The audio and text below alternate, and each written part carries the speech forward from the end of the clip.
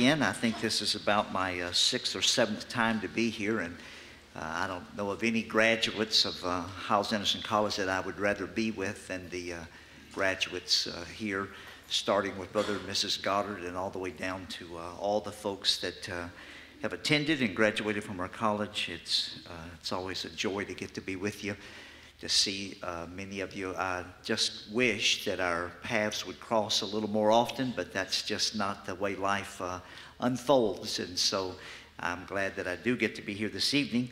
I spoke for one of your young men from your church, Brother Brian Pattison, on Sunday. I think he's been there about 5 years. I think they're averaging about 140. I think they had 141 this past Sunday, and just doing a great job. Beautiful building. If you haven't seen it, you ought to get over there sometime and see their place. Just a beautiful place over in Chino. I was there Sunday, Monday, and Tuesday, and then I'm sort of on the way home tonight. I leave first thing in the morning, headed home to get to see my wife tomorrow, and looking forward to that, of course. If you would, tonight, I'm going to ask you if you'd please open your Bible to the book of Genesis. The book of Genesis, and we're going to begin in chapter 37. Genesis chapter 37.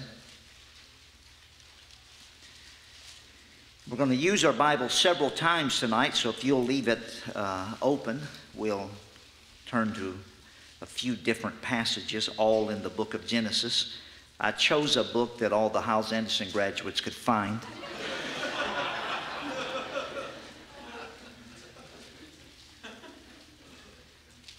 We're going to begin in Genesis chapter 37 and verse 5.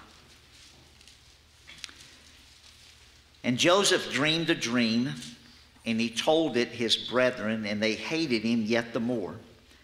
And he said unto them, Hear, I pray you, this dream which I have dreamed.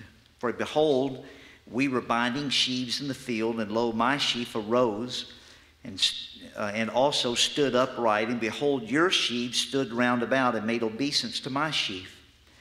And his brethren said to him, Shalt thou indeed reign over us? Or shalt thou indeed have dominion over us? And they hated him yet the more for his dreams and for his words. Joseph's brothers misunderstood him. It seems that it was at least partially because Joseph either misunderstood the dream that he had, or he at least to some extent, it seems, mishandled how he explained the dream. We know that God knew all along that God was going to use Joseph to take care of his brothers. But apparently, Joseph gave his brothers the impression that Joseph thought the purpose of the dream was to explain that he was someday going to reign over his brothers, rule over them, because as soon as he finished telling the dream, the first words out of their mouth were Shalt thou indeed reign over us? Let's continue reading in verse 9. And he dreamed yet another dream, and told it his brethren, and said, Behold, I have dreamed a dream more, and behold, the sun and the moon and the 11 stars made obeisance to me. And he said it to his, and he told it to his father and to his brethren, and his father rebuked him, and said unto him, What is this dream that thou hast dreamed? Shall I and thy mother and thy brethren indeed come to bow down ourselves to thee, to the earth? Joseph's father misunderstood him. And it seems that it was at least partially because Joseph, again, either misunderstood some portion of this dream, or he at least, it seems, to a degree, mishandled how he explained the dream. It seems that he must have given his father the impression that he felt like the main purpose of the dream was to explain that he was going to reign over his father and his mother. We know that God intended all along that Joseph was going to someday take care of his brothers, take care of his father, take care of his mother, but apparently he gave his father the impression that he felt like the main purpose of the dream was to explain that he was going to reign over his father, because it said there that the first words out of his father's mouth was, "Shall I and thy mother and thy brethren indeed come to bow down ourselves to thee?" So it seems that Joseph's brothers misunderstood him, and it seems that Joseph's father misunderstood him. So now, if you would, turn to chapter 39. In chapter 39, we're going to begin in verse 1. "And Joseph was brought down to Egypt, and Potiphar, an officer of Pharaoh, captain of the guard, an Egyptian, bought him of the hands of the Ishmaelites, which had brought him down thither.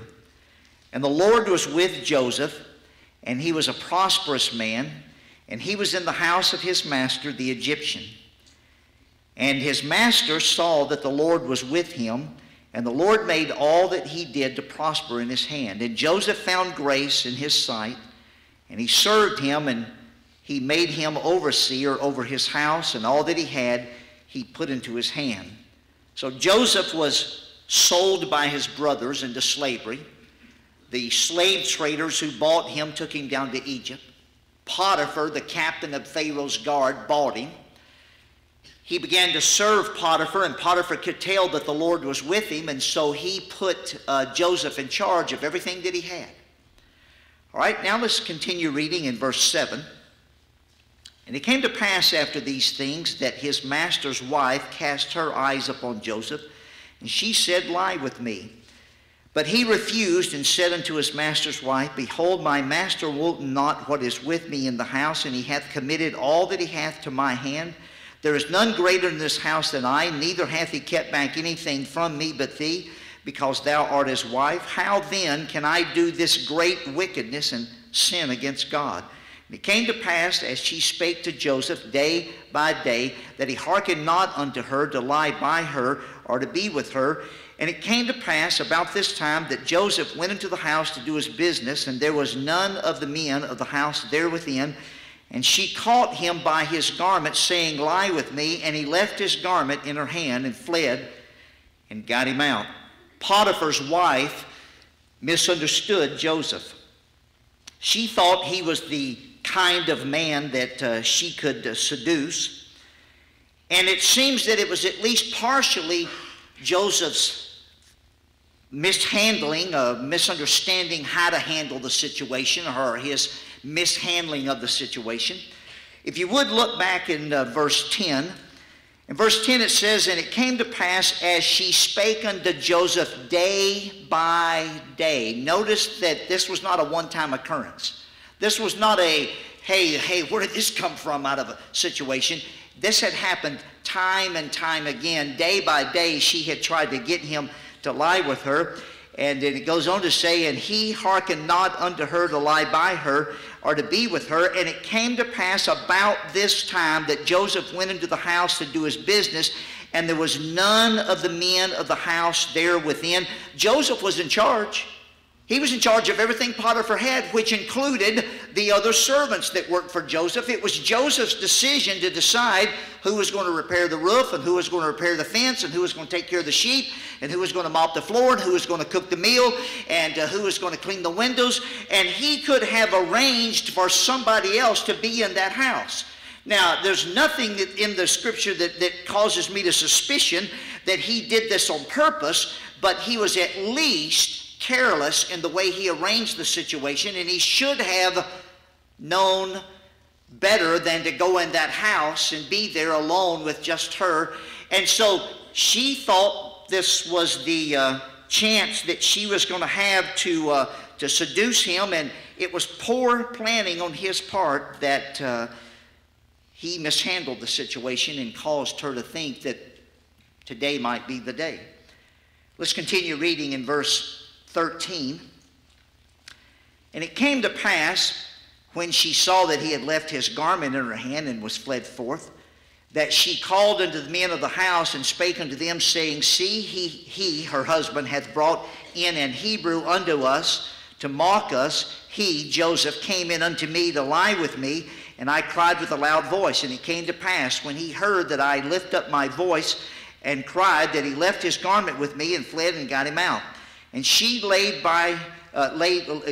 up his garment by her until his Lord came home. And she spake unto him, her husband, according to these words, saying, the Hebrew servant which thou hast brought unto us came in unto me to mock me. And it came to pass, as I lifted up my voice and cried, that he left his garment with me and fled out. And it came to pass, when his master heard the words of his wife, which she spake unto him, saying, after this manner did thy servant to me, that his wrath was kindled. And Joseph's master took him and put him into the prison, a place where the king's prisoners were bound, and he was there in the prison. Potiphar misunderstood Joseph, and partly because Joseph mishandled the situation. If you would look in verse 12, it says, and she caught him by his garment, saying, lie with me. And he left his garment in her hand and fled and got him out. And it came to pass, when she saw that he left his garment in her hand and was fled forth, that she called unto the men of the house. Her first thought was, I'm going to get him to lie with me. Her second thought was, today's the day, we're here in the house by ourselves.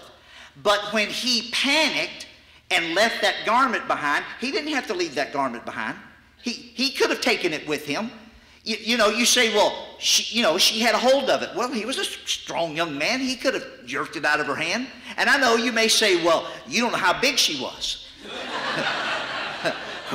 Well, okay, she may have had a deft grip on that garment, but he could have ripped a sleeve out of it or something, you know. He panicked and left that garment there.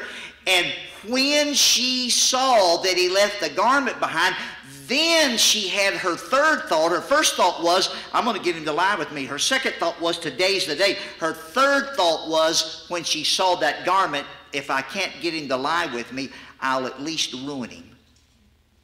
Look in verse 16.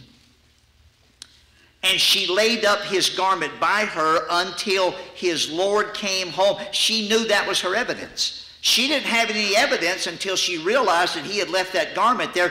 He panicked and ran out and left that garment there. And so Potiphar totally misunderstood him, because he, to some extent, mishandled the situation. And you know the story, how Potiphar put him in prison, had him cast into the prison. He was there for a while, and then Pharaoh put two of his servants in the prison. They had a dream. He interpreted their dream. One of the servants was the butler, and the butler's dream, the interpretation of the dream was that he was going to get his job back, and he was going to be placed back into the palace with Pharaoh. And so Joseph says to the butler in chapter 40 and verse 14, chapter 40 and verse 14, after he interprets his dream for him and tells him that he's going to go back to the palace, then Joseph says to the butler, but think on me when it shall be well with thee, and show kindness, I pray thee, unto me, and make mention of me unto Pharaoh, and bring me out of this house. For indeed I was stolen away out of the land of the Hebrews, and here also have I done nothing that they should put me in this dungeon. But look in verse 21. And he restored the chief butler unto his butlership again, and he gave the cup unto Pharaoh. But look at verse 23. Yet did not the chief butler remember Joseph, but forgot him.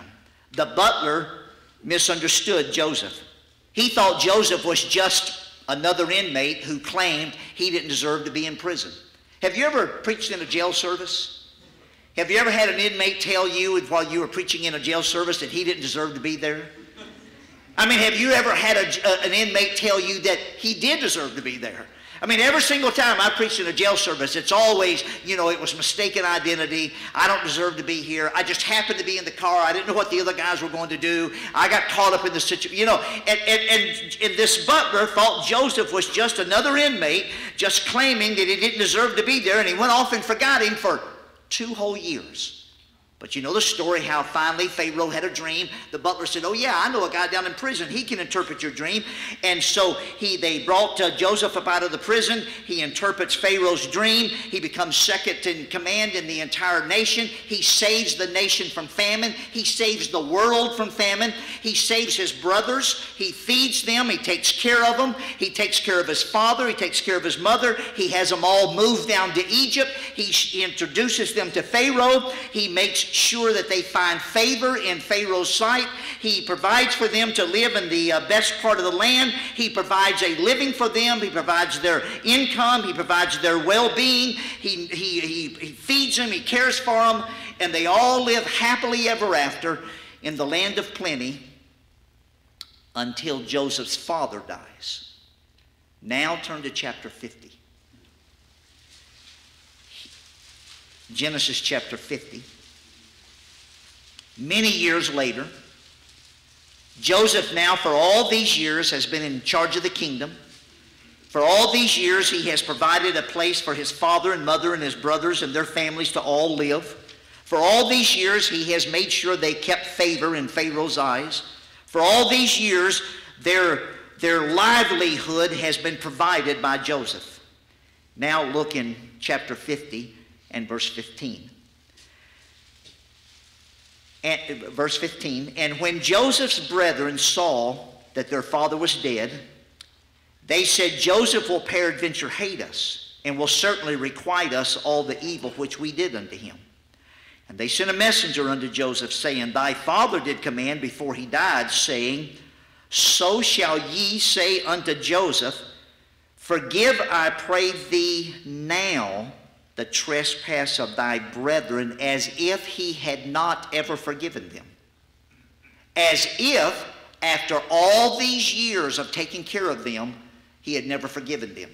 As if, after all these years of sending the wagons to get them and bring them down, getting them in the favor in Pharaoh's eyes, providing them the best part of the land to live in, providing for their livelihood, caring for them, protecting them, now they say, after their daddy's dead, years and years later after Joseph had cared for them after all these years, they say, now daddy says that you should forgive us now. Let's continue reading verse 17. So shall ye say unto Joseph, Forgive, I pray thee now, the trespass of thy brethren and their sins, for they did unto thee evil, and now we pray thee, forgive the trespass of the servants of the God of thy father. And Joseph wept when they spake unto him.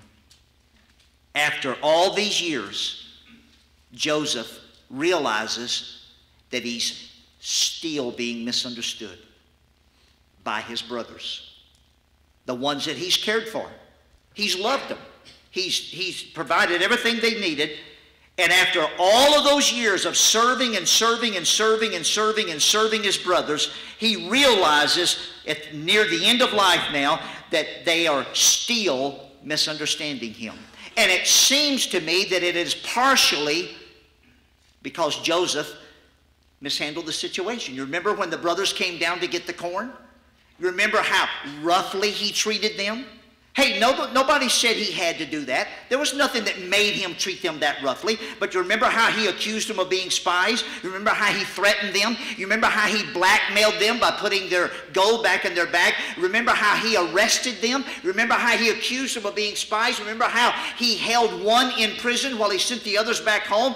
And remember how roughly he treated them? Well, you can't really blame his brothers, you know, for wondering all these years, has he forgiven us yet? And you can't really blame them for kind of maneuvering a little bit here as dad passes away and say, hey, daddy said that now you're supposed to forgive us. But Joseph realizes after all those years that he's still being misunderstood. And that's one of the reasons why we sometimes approach the latter years of our life and we begin to get a bit bitter with life, because most of us spend most of our life hoping that someday I will finally meet and build a relationship with that one person that will finally understand me the way I've always wanted to be understood. And as we approach the latter years of our life and we begin to realize, hey, it's probably not going to happen. I'm probably not ever going to be fully understood exactly the way I've always wanted somebody to understand me. And we begin to grow a little bit bitter with life. And I'm here tonight to tell you that I have some bad news. That's just the way life is. Very few of us will ever be fully understood the way that we've always hoped we would be. And I know somebody may say, hey, Brother Young, this is Wednesday night. I've been at work all week. Man, I've been working hard. I had to fight traffic to get here tonight. And I was hoping to get a little encouragement, you know. And usually my pastor tries to pick us up a little bit and give us a little energy to go on. And boy, Brother Young, that sounds discouraging to me. It is discouraging. In fact, it's so discouraging that even Joseph, the man about whom God said 4 times, and the Lord was with him, and the Lord made everything he did to prosper, even that man about whom God said that 4 times, he wept when he realized after all those years that he was still being misunderstood. Now look in verse 19, if you would. And chapter 50, verse 19. And Joseph said unto them, fear not, for am I in the place of God? But as for you, ye thought it evil against me. But God meant it unto good to bring to pass as it is this day, to save much people alive. Yes, Joseph was misunderstood by his brothers. He was misunderstood by his father. He was misunderstood by Potiphar's wife. He was misunderstood by Potiphar. He was misunderstood by the butler. And even near the end of his life, he realizes that he's still being misunderstood by his brothers after all this time. But God never one time misunderstood what his plan was for Joseph's life. And to me, there's nothing discouraging about that. I've got a God that's big enough that he can give man a free will, and he can maneuver around and through and with man's free will to work out the plan that he has for my life. And to me, there's nothing discouraging about the fact that I've got a God who from the moment I was born and even before that until the day I die and even after that, he has always and always will understand exactly what his will is for my life, what his plan is for my life, and he's big enough and capable enough to work out that plan in my life regardless of any evil that is done to me or by me. He can still work out his plan in my life. Now, I don't know about you, but to me, that's not discouraging. So I have 7 things that I try to remember every time I feel like maybe I'm being discouraged, maybe I'm being misunderstood. So what I'm going to do tonight in the next about 8 or 9 minutes, I'm going to give you 7 things. And if you will remember these 7 things, anytime you feel like, boy, I think I'm being misunderstood. And by the way, there are going to be times you are going to be misunderstood. Because the people that you have hoped all your life would understand you, guess what they've been doing all their life? Hoping somebody would understand them. And so you're going to be misunderstood, and I'm going to be misunderstood. And so instead of being shocked by it, let's plan for it. Hey, when it rains twice a year in Southern California, instead of being shocked by it, let's have an umbrella ready. So let me give you 7 things to do when you feel that maybe you're being misunderstood. Here are the things I try to remember, not things that I do, but things I try to remember when I think I may be misunderstood. Number 1, I try to remember, so were other good people. Hey, I'm not the only person that's ever been misunderstood. Why should I have the privilege to go sit in the corner and suck my thumb and expect the whole world to stop and come pat me on the back while I pout because I'm being misunderstood? Because I'm not the only one that's ever been misunderstood. A lot of people have been misunderstood. In fact, everyone has been misunderstood at one point or another. So I try to remember, hey, I'm not the only one that's ever been misunderstood. Number 2, I try to remember that even good people misunderstand. Even good people misunderstand. Look, just because somebody misunderstands me doesn't make them a bad person.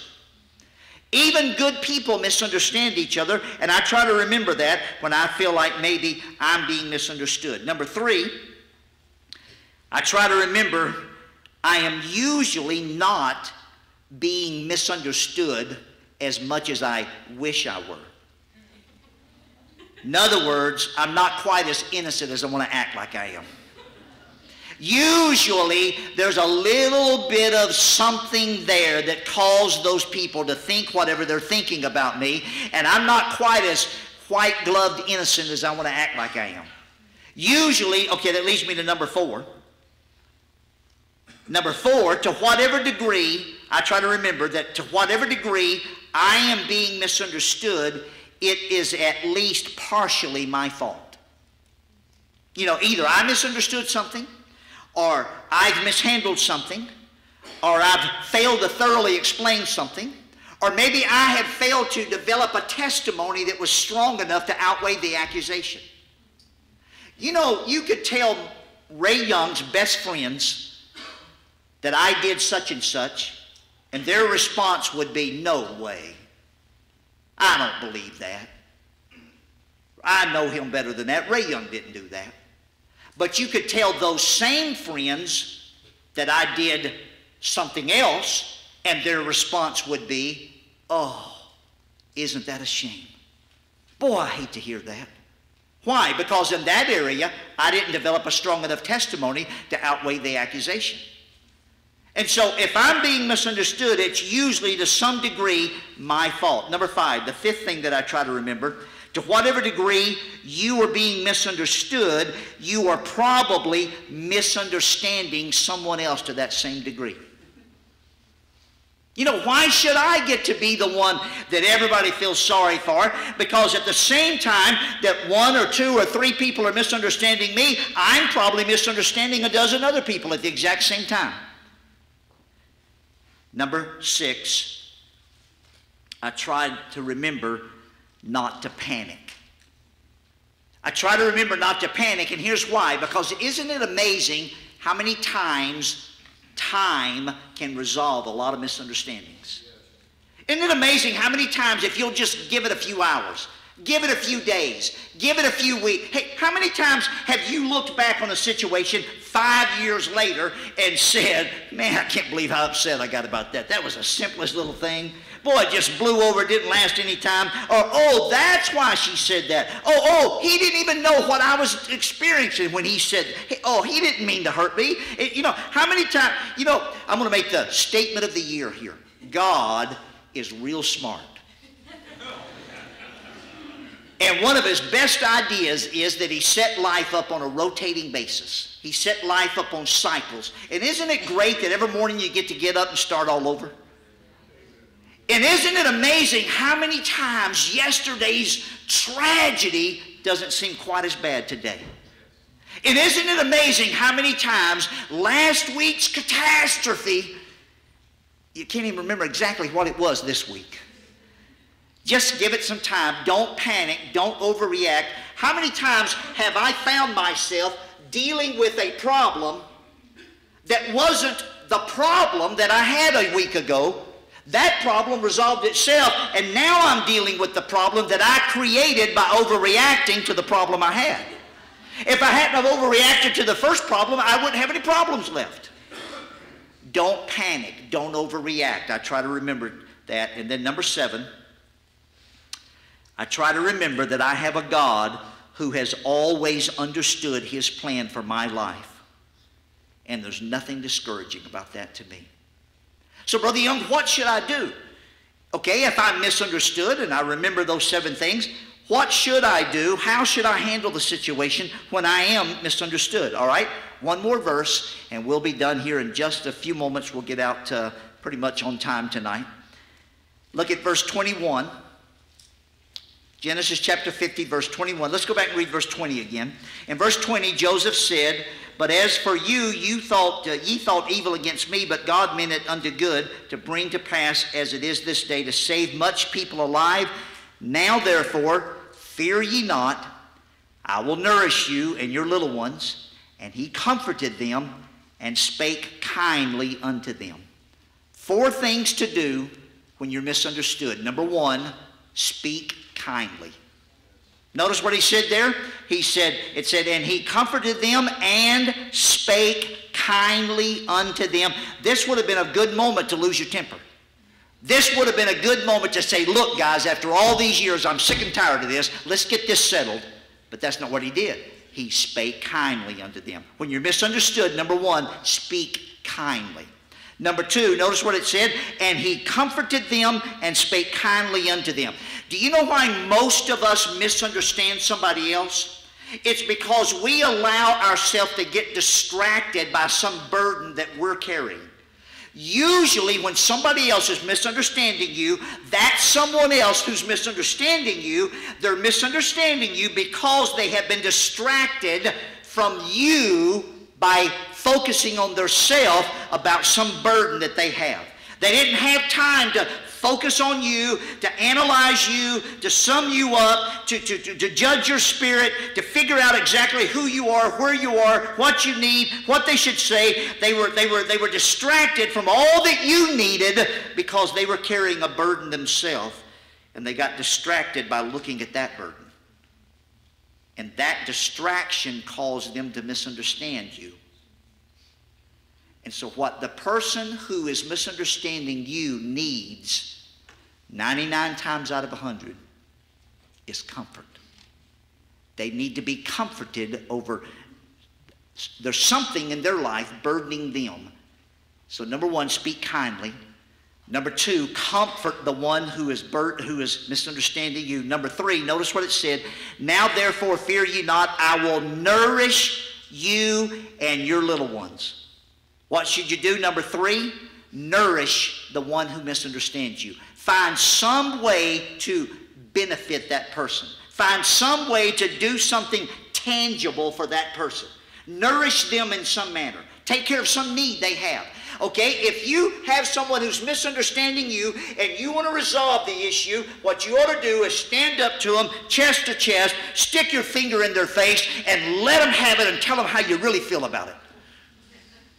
No, you should speak kindly to them, comfort them, and then figure out some tangible way that you can actually do something to benefit them and to help them. And then number four, it said, now therefore fear ye not. The fourth thing you do is eliminate all their fears. Not only should you speak kindly, not only should you comfort them, not only should you find some tangible way to do something for them, but you should eliminate all their fear. You know what we want to do sometimes? Sometimes we want to say, all right, okay, the preacher said I had to forgive you, so I do. But I'm taking this issue and putting it in the closet, and you better watch your P's and Q's. Because if you ever upset me, I'm getting it back out. You and I both know what you did to me, and if you ever mistreat me again, I'll bring it up and tell the whole world. Because you want them to live in fear of what you know. But you should eliminate. He said, fear not. He said, hey, look, guys, forget it. Forget the whole thing. Oh, okay, you sold me as a slave. Oh, okay, you made a few bucks off of me. Fine, fine. I hope you invested it and got a little money out of it, and, let's forget it. Eliminate their fears. Let them know that it's all over. It's done with. It's history. And let them feel like they have nothing to worry about. Yes, I've been misunderstood before, almost as many times as I have misunderstood others. And yes, I'll be misunderstood again before life's over with. But so was Paul the Apostle, so was Moses, so was Joseph, and so has everybody else that's ever lived on the face of this earth been misunderstood. And everybody on the face of this earth has been misunderstood to some degree by every person they've met, except God. He never misunderstood one tiny little issue about my life or yours. I'd like to have every head bowed and every eye closed. I don't know what you normally do on a Wednesday night, and I won't take more than maybe 90 seconds. But I'd just like to ask, is there anybody here tonight that would say, Brother Young, God spoke to my heart about something I've dealt with or something I'm dealing with right now or some issue that I had in the past. And God gave me some answers tonight, and God revealed some things to me that would help me in my life, and I want to use them to live the kind of life that God would have me to, and I want to use these truths we've learned tonight to have the peace and the understanding and the patience with life that I should have. And so, Brother Young, pray for me that I can use what we've learned tonight to be more of what God would have me to be. Would you slip your hand up? Keep it up just for a moment.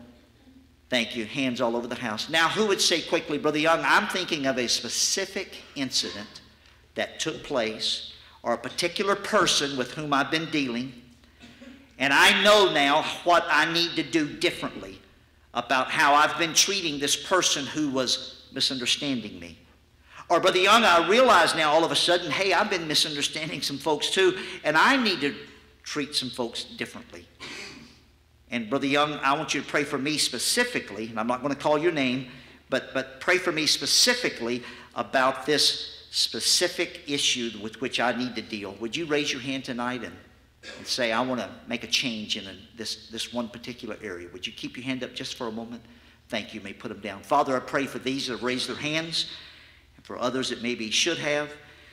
And I pray you'll help all of us to use what we've learned tonight, and I pray that some of us will be able to specifically resolve some issues, specifically improve some relationships, specifically become a little bit closer to being the Christian we should be. With heads bowed and eyes closed, I'm going to ask you to please stand, whether you raised your hand or not. I'm going to ask you to please stand at this time. And again, I don't know what